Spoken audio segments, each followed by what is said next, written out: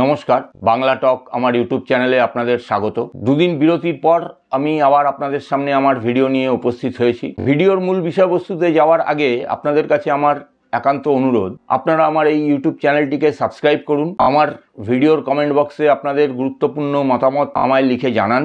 ভিডিওগুলো ভালো লাগলে অবশ্যই লাইক করুন এবং শেয়ার করে ছড়িয়ে দিন। দেখুন, গত দুদিন তিন দিন ধরে আমরা নানান রকম এই শিক্ষিকাদের চাকরি চলে যাওয়া নিয়ে অনুষ্ঠান দেখলাম, প্রোগ্রাম দেখলাম। এই যে 26,000 প্রায় শিক্ষক শিক্ষিকা এবং অশিক্ষক কর্মচারীদের চাকরি সুপ্রিম কোর্টের আদেশে চলে গেল, আদতে যেটা সুপ্রিম কোর্ট ডিভিশন বেঞ্চের, হাইকোর্টের ডিভিশন বেঞ্চের যে অর্ডার, সেই অর্ডারটাকে বহাল রাখলেন। তারপরে আমরা বিভিন্ন সময় দেখলাম গত 7 তারিখে মুখ্যমন্ত্রী এই চাকরিহারা শিক্ষকদের নিয়ে নেতাজি ইন্ডোর স্টেডিয়ামে একটি সভা করলেন। সেই সভা থেকে তিনি বিচার ব্যবস্থা, এই রায় সম্পর্কে নানান রকম মন্তব্য করলেন। আদতে তিনি এই রায়কে মানছেন না, এরকমই একটা মনোভাব এবং বক্তব্যের মধ্যে থেকে উত্থাপন করলেন। তিনি বিচারপতিদের নিয়ে বিভিন্ন রকম কথা বললেন। চাকরি যারা হারিয়েছেন তাদেরকে তিনি আশ্বাস দিলেন তাদের চাকরি যাতে রক্ষা করা যায়, সুপ্রিম কোর্ট যাতে তাদের এই রায় পুনর্বিবেচনা করে, সেই কারণে তারা সুপ্রিম কোর্টের কাছে রিভিউ পিটিশন দাখিল করবেন। যদি না করেন তার জন্য তার ABCD অনেক প্ল্যান তৈরি রয়েছে, ইত্যাদি এবং ইত্যাদি। এবং সর্বশেষে যেটা তিনি জানালেন যে সুপ্রিম কোর্ট যদি এর মান্যতা নাও দেয়, তাহলে পরে তিনি তার যে বাসনা, সেই বাসনার কথা উল্লেখ করলেন একটু ঘুরিয়ে, এই শিক্ষক শিক্ষিকাদের ভলেন্টারি সার্ভিস দেওয়ার কথা বলে। এবং এরপরে আমরা দেখলাম আত্মদ্বীপ যে সংস্থা, সেই আত্মদ্বীপ সংস্থার পক্ষ থেকে তাদের আইনজীবী সিদ্ধার্থ দত্তা, তিনি মুখ্যমন্ত্রীকে এই রায় নিয়ে বিরূপ মন্তব্য করা এবং এই রায়কে অমান্য করার জন্য কন্টেম্প্ট অফ কোর্টের নোটিশ পাঠালেন। সেখানে তাকে ক্ষমা চাইতে বলা হয়েছে। কারণ আদতে একজন প্রশাসনিক প্রধান হয়ে সুপ্রিম কোর্টের রায়, যেটা এক প্রকার দেখতে গেলে দেশের আইন, সেটাকে অমান্য করা, সেটা তো শোভন না। স্বাভাবিকভাবেই তিনি নোটিশ পেলেন, তাকে নোটিশের উত্তরে দিতে বলা হয়েছে এবং এই রায়কে অমান্য করার জন্য তাকে কোর্টের কাছে ক্ষমা চাওয়ার কথা বলা হয়েছে। আদতে আমাদের মুখ্যমন্ত্রী, তিনি যেমন নিজেকে বিজ্ঞ সর্বক্ষেত্রে মনে করেন, এবং সেই বিজ্ঞ মনে করার কারণে তিনি যে দেখাতে চান যে তিনি সর্ব বিষয়ে পারদর্শী, সেটা করতে গিয়ে তিনি এবার হোঁচট খাচ্ছেন। এর আগেও এই কোর্টের বিভিন্ন রকম রায়কে তিনি মান্যতা দেননি, হাইকোর্টের হোক বা সুপ্রিম কোর্টের হোক, যেখানকারই হোক। কেন এ কথা বললাম? এই কিছুদিন আগেই আপনারা দেখেছেন, এই আরজিকর মামলা যখন চলছিল, আরজিকর নিয়ে আন্দোলন যখন রাস্তায় আছড়ে পড়েছে, ঠিক সেই সময় মুখ্যমন্ত্রী বারবার করে ওই জুনিয়র চিকিৎসকদের বার্তা পাঠিয়েছেন। তিনি নিজে গেছেন, প্রশাসনিক আধিকারিকদের পাঠিয়েছেন, বারবার করে তাদেরকে ডেকে পাঠিয়েছেন মিটিংয়ের জন্য, এবং একটা ভাবমূর্তি তৈরি করার চেষ্টা করেছেন যে তিনি তাদের পাশে সর্বক্ষণ আছেন, তাদের অভাব অভিযোগ ইত্যাদি তিনি সহানুভূতির সঙ্গে দেখছেন, দেখার জন্য রয়েছেন, তাদের শুনতে চান এবং সেগুলোকে সমাধান করতে চান। আদতে আমরা কি দেখছি? আদতে আজকে আমরা দেখছি তিনি যে কথাগুলো তখন বলেছিলেন, তার একটা জিনিসও, একটা কথাও এখন অবধি পূর্ণ করতে পারেননি তিনি। আসলে তার পূর্ণ করার তো ইচ্ছা ছিল না। তার যেটা লক্ষ্য ছিল, সেই সময়ে আন্দোলনটাকে যেন তেন প্রকারেণ থামানো। কারণ এই আন্দোলন মুখ্যমন্ত্রীর প্রশাসনকে বিব্রত করছিল, তার রাজ্য চালনা করতে অসুবিধার সম্মুখীন হচ্ছিলেন তিনি। ঠিক একই রকম কায়দায় প্রায় 26,000 শিক্ষক শিক্ষিকা এবং অশিক্ষক কর্মচারীদের চাকরি চলে যাওয়ার পরে তিনি অতি দ্রুততায় তাদেরকে নিয়ে মিটিং করলেন এবং একটা চেষ্টা করলেন যে তিনি যেন তার পাশে সর্বদা রয়েছেন। তিনি একদিকে যেমন তাদের পাশে থাকার কথা সদর্পে ঘোষণা করলেন, ঠিক সেই সঙ্গে সেই রকমভাবেই তারই সরকারের অধীনস্থ মধ্যশিক্ষা পর্ষদ 7 তারিখেই তিনি যখন নেতাজি ইন্ডোর স্টেডিয়ামে বক্তব্য রাখছেন, সেই সময় সুপ্রিম কোর্টের কাছে আবেদন করেন তাদের এই রায়কে পুনর্বিবেচনা করার জন্য। এবং তাদের লক্ষ্য কী ছিল? তারা কিন্তু যোগ্য এবং অযোগ্য প্রার্থী বাছাইয়ের কথা বললেন না, বা একথাও তারা বলেননি আবেদনে যে এই অযোগ্য শিক্ষকদের বাদ দিয়ে যারা যোগ্য শিক্ষক তাদেরকে পুনর্বহাল করার জন্য আবেদন করেননি। তারা যেটা করলেন, 11 পাতার যে আবেদনপত্রটি তারা দিয়েছেন সেখানে তারা ছত্রে ছত্রে যে কথাটি প্রকাশ করতে চেয়েছেন সেটা হচ্ছে তারা সুপ্রিম কোর্টের এই আদেশটাকে মেনে নিচ্ছেন, এবং এই আদেশটাকে মেনে নিয়ে তারা যেটা বলেছেন সেটা হচ্ছে যে রাজ্যের শিক্ষা ব্যবস্থা প্রায় ভেঙে পড়ার মুখে। এই 26,000 যে চাকরি হারা শিক্ষক শিক্ষিকা এবং শিক্ষাকর্মীরা রয়েছেন তাদের মধ্যে থেকে যদি টেন্টেড সংখ্যাটাকে বাদ দিয়েও যায় তাহলে এই যে 17,000 সামথিং সংখ্যাটা দাঁড়ায়, সেই সংখ্যাটা না থাকার ফলে রাজ্যের অধিকাংশ স্কুলে পঠন পাঠন ক্ষতিগ্রস্ত হবে, এবং তারা আবেদন করেছেন এই জায়গাটাতে যাতে সুপ্রিম কোর্ট একটু সহানুভূতির সঙ্গে বিবেচনা করে সময়সীমাটাকে বাড়ান। কীরকমভাবে? এই অর্থবর্ষ অর্থাৎ এই যে অ্যাকাডেমিক ইয়ার ডিসেম্বর মাস পর্যন্ত তারা যে এই চাকরি বাতিলের সিদ্ধান্ত নিয়েছেন, যোগ্য প্রার্থী যাদেরকে বলা হচ্ছে অর্থাৎ আনআইডেন্টিফাইড টেন্টেড যোগ্য প্রার্থী, তাদের চাকরির মেয়াদটা এই অ্যাকাডেমিক ইয়ার অবধি রাখার কথা বলেছেন, আবেদন করেছেন। অথবা তারা আরেকটি যেটা বলেছেন সেটা হচ্ছে যতক্ষণ পর্যন্ত না এই নতুন নিয়োগের প্রসেস শেষ হয় ততক্ষণ পর্যন্ত তাদের চাকরিতে বহাল রাখার কথা বলেছেন। অর্থাৎ এই দুটোর মধ্যে যে কোনো একটা আগে যেটাই হবে তখনই এদের চাকরিটা কিন্তু চলে যাবেন। অথচ মুখ্যমন্ত্রী সদর্পে ঘোষণা করেছিলেন আপনাদের স্বপদে বহাল করার জন্য রাজ্য সরকার যাবতীয় যা কিছু করার করবে। লম্বা চওড়া লিস্ট দিয়েছিলেন তিনি, কোন কোন উকিলকে তিনি দাঁড় করাবেন এই আবেদনের সপক্ষে।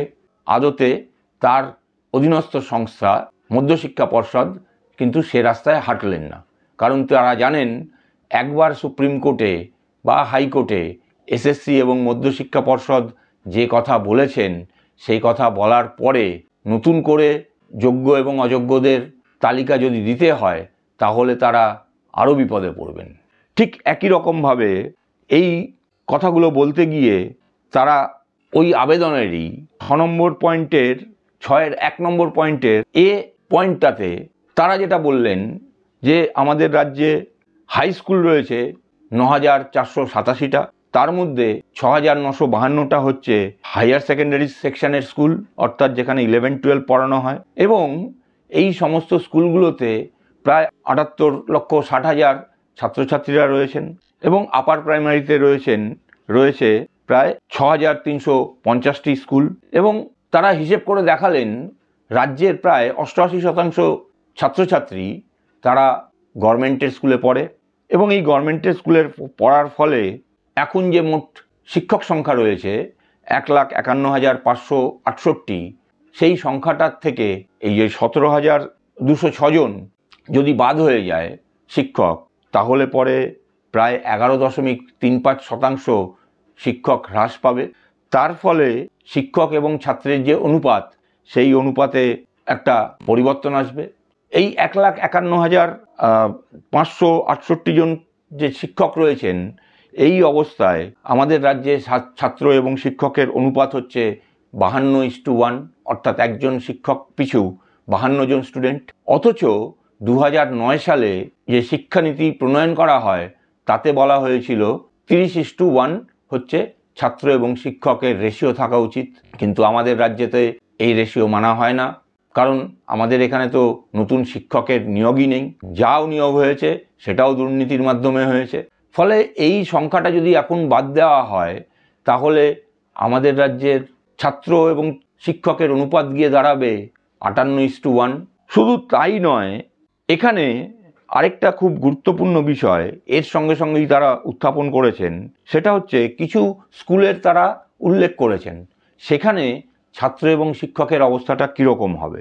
এই যেমন ধরুন ধুলিয়ান বালিকা বিদ্যালয়, মোট শিক্ষকের সংখ্যা এখন 27 জন, এবং এই টেন্টেড শিক্ষক যারা বাতিল হয়ে গেছেন এবং যোগ্য যদি বাতিল শিক্ষকদেরকে আসতে মানা করা হয় তাহলে প্রায় 25 জন শিক্ষক বাদ হয়ে যাবেন। ফলে সেখানে থাকবে মাত্র 2 জন শিক্ষক। ছাত্রছাত্রীর সংখ্যা কত? 1926। ফলে দেখা যাচ্ছে এক একজন শিক্ষক পিছু 950 জন ছাত্র তাদের পড়াতে হচ্ছে, যেটা একেবারেই সম্ভব না। এরকম বহু জায়গায় রয়েছে তারা সেই স্কুলগুলোর উল্লেখ করেছেন। যেমন ধুলিয়ান স্কুল কালচিনি ব্লকে, সেখানে 3 জন শিক্ষককে তাদের বরখাস্ত করা হয়েছে।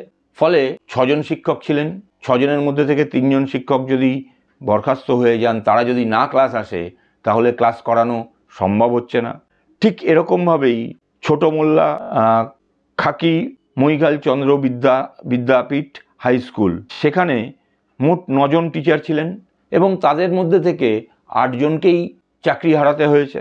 এই রকম করে বহু স্কুলের তারা পরিসংখ্যান তুলে ধরেছে। আসলে তারা এইসব পরিসংখ্যান তুলে যেটা দেখাতে চেয়েছেন সেটা হচ্ছে এই শিক্ষকদের চাকরি চলে যাওয়ার পরে স্কুলগুলোর কি করুণ অবস্থা হতে চলেছে। তারা কিন্তু কোনো সময় একবারের জন্য একথা বলেননি এই শিক্ষকদের চাকরিতে বহাল রাখা হোক। তারা শুধুমাত্র যেটা আবেদন করেছেন, যতদিন পর্যন্ত না নতুন নিয়োগ পদ্ধতি সুপ্রিম কোর্টের আদেশ মেনে করা হচ্ছে, অথবা এই একাডেমিক অর্থবর্ষ শেষ হওয়া পর্যন্ত, যেটা আগে হবে ততদিন পর্যন্ত এই শিক্ষকদের কাজের অনুমতি বা কাজে বহাল রাখা হোক। এবং তার সাথে সাথে এটাও বলেছেন তারা এই সময়কালের জন্য তারা যে কাজ করবেন তারা শুধুমাত্র পঠন পাঠনের সঙ্গেই যুক্ত থাকবেন, তাদের আর কোনো দাবি দাওয়া থাকবে না। অর্থাৎ পরবর্তী ক্ষেত্রে তাদের যে নিয়োগ, পার্মানেন্ট নিয়োগ, সে ব্যাপারে তাদের কোনো দাবি দাওয়া থাকবে না। ফলে বোঝা যাচ্ছে মুখ্যমন্ত্রী এই যোগ্য শিক্ষক শিক্ষিকা এবং শিক্ষাকর্মীদের চাকরি হারানোর পরে 7 তারিখে যে মিটিং করেছিলেন, সেই মিটিংটা কত বড় ভাওতা ছিল। দেখুন, একটা কথা পরিষ্কার, সেটা হচ্ছে শিক্ষক সমাজকে বুঝতে হবে তিনি সবসময় তার প্রতিপক্ষ যদি রাস্তায় থাকে তিনি ভয় পান। সেটা আরজিকর হোক বা আপনাদের শিক্ষক আন্দোলন, তিনি চাইছেন যাতে আপনারা কোনোভাবেই রাস্তায় নেমে না আন্দোলন করেন, কারণ তিনি জানেন এই আন্দোলন ভুকা পেটের আন্দোলন। এই আন্দোলন যদি দীর্ঘস্থায়ীভাবে রাস্তায় থাকে তাহলে পরে তার সমূহ বিপদ। আন্দোলন থেকে যাতে আপনারা সরে যান সেই উদ্দেশ্যেই তিনি আপনাদের এই বিভিন্ন রকম প্রলোভনের কথা শোনালেন। আমরা জানি না আগামী 17 তারিখে যে এই আবেদনের ওপর শুনানি আছে, শুনানি বলা ভুল, এই রিভিউ যে প্রধান বিচারপতি এবং তার বেঞ্চ শুনবেন, বিচার করবেন, সে ব্যাপারে অবশ্যই আমাদের নজর থাকবে। কারণ আমরা প্রত্যেকেই জানি সুপ্রিম কোর্টের রিভিউ কিন্তু কোনো শুনানির মাধ্যমে হয় না। যেটা হয় সেটা হচ্ছে বিচারপতির চেম্বারে আবেদনকারী পক্ষের যারা আইনজীবী থাকেন এবং বিরোধী পক্ষের যারা আইনজীবী থাকেন তাদেরকে ডেকে কথাবার্তা বলে কতটা যৌক্তিকতা আছে এই রিভিউ করে যে রায় দিয়েছেন সেই রায়ের মডিফাই করা, সেটা তারা বিচার করবেন। যদি তাদের মনে হয় হ্যাঁ এটা করা দরকার তাহলে সেটা তারা করবেন, না হলে কিন্তু করবেন না। এবং এই সম্ভাবনা পুনর্বিবেচনা করে রায় যেটা দিয়েছেন সেই রায়টাকে মডিফাই করার যে সম্ভাবনা, সেই সম্ভাবনা কিন্তু অতি ক্ষীণ। আর সেই সঙ্গে সঙ্গে আরেকটা কথা স্পষ্ট করে জানিয়ে দেওয়া ভালো, এই যে আজকে শিক্ষামন্ত্রীর সঙ্গে শিক্ষকদের একটা প্রতিনিধি দল তারা বৈঠক করলেন, তাদের দাবি দাওয়া জানালেন, ওএমআর শিটের যে মিরর স্ক্যান কপি রয়েছে সেটা প্রকাশ করার কথা, যোগ্য এবং অযোগ্য শিক্ষক যারা রয়েছেন সেই তালিকা প্রকাশ করার কথা, ইত্যাদি এবং ইত্যাদি। শিক্ষামন্ত্রী নিশ্চিতভাবেই বলেছেন যে হ্যাঁ আমরা এটা করব এবং অতি সত্বর করব, কিন্তু তার সঙ্গে সঙ্গে তিনি এটাও যুক্ত করে দিয়েছেন আইনের পরামর্শ নিয়ে আইনের মধ্যে থেকেই আমরা চেষ্টা করব এই কাজটা করার। ফলে এটা পরিষ্কার করে বোঝা যাচ্ছে তারা এটা কখনোই করতে পারবেন না, কারণ তারা এটা খুব ভালো মতন জানেন এখন এই তালিকা প্রকাশ করলে বা সিবিআই যে গাজিয়াবাদ থেকে হার্ড ডিস্ক উদ্ধার করেছে তার যে ওএমআর শিটের স্ক্যান কপি রয়েছে, সেই স্ক্যান কপিকে যদি এখন এসএসসি বা পর্ষদ মান্যতা দেয় তাহলে তারা সুপ্রিম কোর্টে প্রশ্নের মুখে পড়ে যাবেন এতদিন কেন তারা এটা মান্যতা দেননি। ফলে প্রত্যেকেই, সেটা শিক্ষামন্ত্রী হতে পারেন বা মুখ্যমন্ত্রী, প্রত্যেকেই কিন্তু এই শিক্ষকদের নানান রকম কথা বলে তাদেরকে কিন্তু আন্দোলনের পথ থেকে সরানোর চেষ্টায় রয়েছে। মাথায় রাখবেন, আন্দোলন রাস্তা থেকে একবার সরিয়ে নিলে পরে আপনারা কিন্তু যে তিমিরে আছেন সেই তিমিরেই থাকবেন, আপনাদের কোনো রকম সুরাহা কিছু হবে না। দেখা যাক আগামী 17 তারিখে সুপ্রিম কোর্টের মহামান্য প্রধান বিচারপতি এই আবেদনের ভিত্তিতে কি নতুন করে আদেশ দেন, আমরা সেদিকে লক্ষ্য রাখব। অবশ্যই আপনারা আপনাদের মতামত আমার ভিডিওর কমেন্ট বক্সে লিখে জানান। আজ এখানেই শেষ করছি। নমস্কার, ধন্যবাদ।